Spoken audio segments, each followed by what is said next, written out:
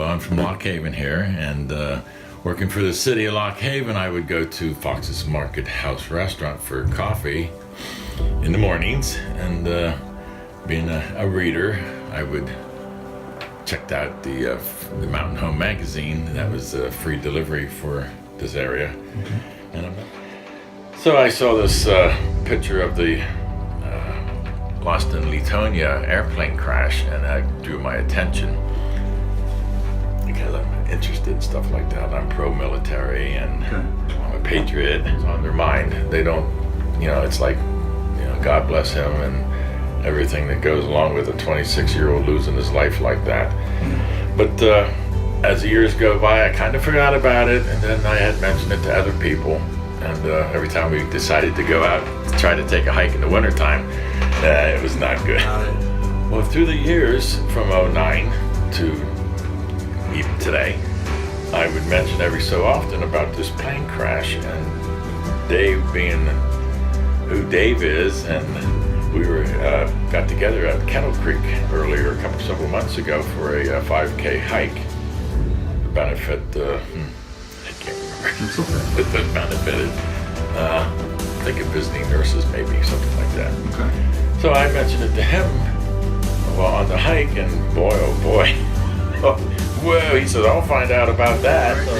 So once Randy told me about this crash when we were coming down off the hike, I thought, man, that's intriguing, because somebody like that should never be forgotten. Sure. Okay, so anyway, I kept thinking about it all weekend, and I thought, that would make a great project to find out what we can about that one. And then, of course, we found out all those facts that you found out. And we found out he was a World War II ace, and then to die tragically in a plane crash on this mountain during a blizzard, all forgotten except for a few time instances where, the Boy Scouts, of course, did it. Paula Girl takes care of the site, but mostly, he's not what anybody thinks about all the time.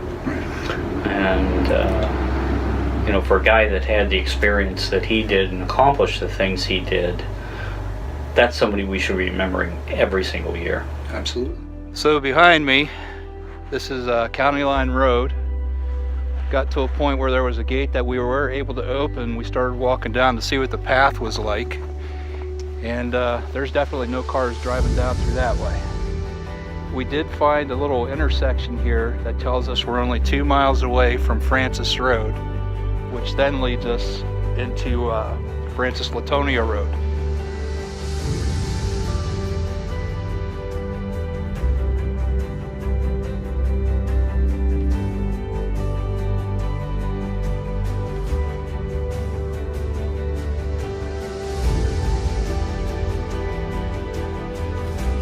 Okay, to get you up to speed, my friend Jeremy and I came back out. It's a Sunday, March 11th, and right now we're heading out Francis Road. So we've gotten closer than we already have since this past Friday, which was March 9th.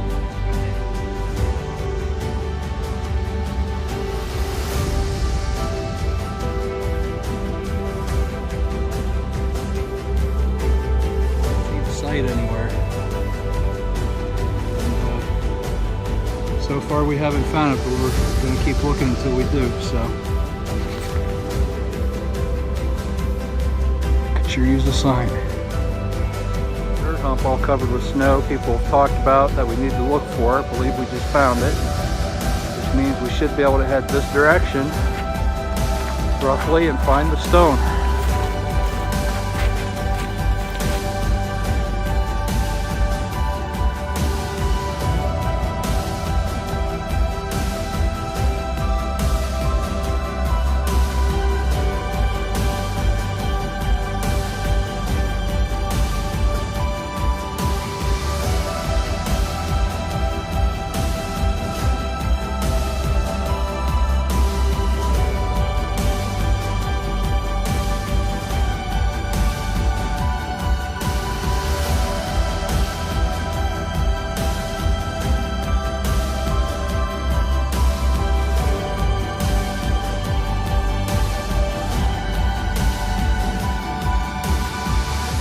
Third attempt of getting up here. and today is Sunday, March 11th. As previous parts in the video, this was brought to all of our attention to begin with by a guy by the name of Randy Gillen, who just by chance came across the article from back in 2009 talking about this. He eventually, as also mentioned, talked to Dave Bauer, who's my supervisor. And Dave basically handed me this project and said, here you go, run with it and see what you can figure out. And the crazy part of this whole thing is all I had to go off of was a picture of this stone right here, which we found from a blog site dated several years back. So it's definitely able to get up here. People should be able to make it up here just fine. A little bit of work, but we'll get it. So thanks again.